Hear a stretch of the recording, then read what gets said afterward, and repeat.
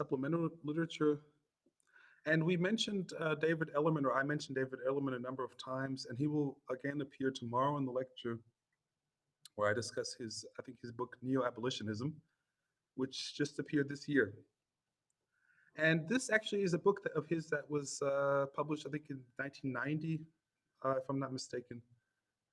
And it's called Helping People Help Themselves. And I put this here actually particularly for some of you. I think Andres said you were very interested in development, community development.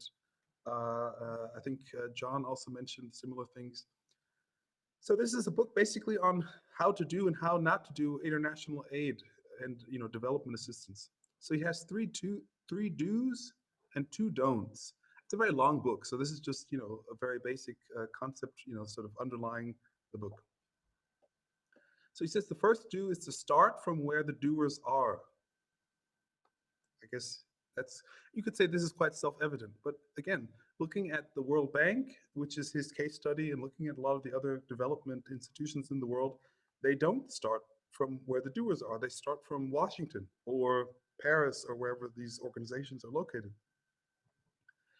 The second do, see the world through the doer's eyes. So again, we're back to this principle of sympathy that Adam Smith was describing, or one of the Adam Smiths was describing. Sorry. Yes? Can you Yes? click on the slideshows, because it looks like it's out of right. Yeah. Is this better? Yeah, way better. Okay, sorry about that. Somehow I was zoomed in. So again, seeing the world through the doer's eyes. The doers, of course, are the people who later receive the aid. The third do is to respect the autonomy of the doers. So again, we have a lot of benevolent aid that is intended to help, but actually it creates cycles of dependence, and oftentimes it doesn't even arrive at the doer's doorstep, because it goes to some agency that then may be corrupt and unaccountable. So again, aid goes hand in hand with autonomy and empowerment, he would say. So those are the three do's, and the don'ts are: don't override self-help capacity with social engineering. Sorry, I copied too much in here. So in that sense, thinking too much like the behavioral economist and nudging, again, this idea, I'll put the salad in the front and the pizza in the back, and then people will eat healthier. Over time, there's a process of social learning, and people will feel that they are being manipulated. So again, there can be some elements of nudging or incentives, but these should not be designed, as we were discussing with Sam Bowles, in such a way that they crowd out people's intrinsic feelings of motivation or self-realization or autonomy or whatever it is. And the second don't is don't undercut self-help capacity with benevolent aid. Again, making people dependent on continuing cycles of aid, rather than, it's this idea of feeding a man versus teaching him how to fish, or her how to fish, I guess. Yeah. So again, in the past, there's been a lot of problems with institutions like the World Bank that have created. It's like a drug dealer. Somebody would say, they, instead of helping people, they've actually made them dependent on this network of international agencies and NGOs and so on.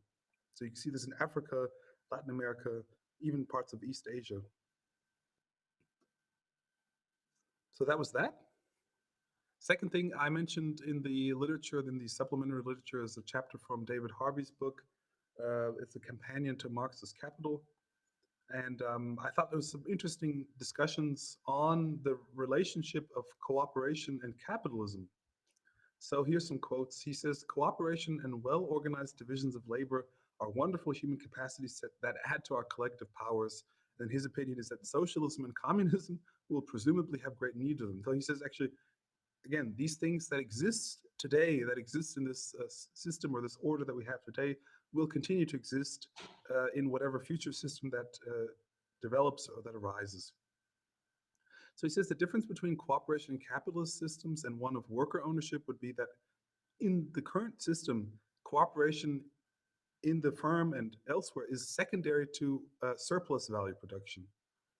So then he says, if then on the one hand, rather, the capitalist mode of production is historically necessary, a historically necessary condition for the transformation of the labor process into a social process. So on the other hand, this social form of labor process is a method employed by capital for the more profitable exploitation of labor by increasing its productive power. And this is actually a direct quote from Marx, and basically saying that, again, as the production of commodities becomes more of a socialized endeavor. Again, think about before the Industrial Revolution, where most of the work happened at home. People like weavers would create shirts and clothes basically in their living rooms and sell them to some merchant. And so again, over time, through the factory system, production becomes ever more social and there's interaction amongst workers. However, Marx says this type of social process, social labor process, is subsumed within this order to, again, sort of getting profits.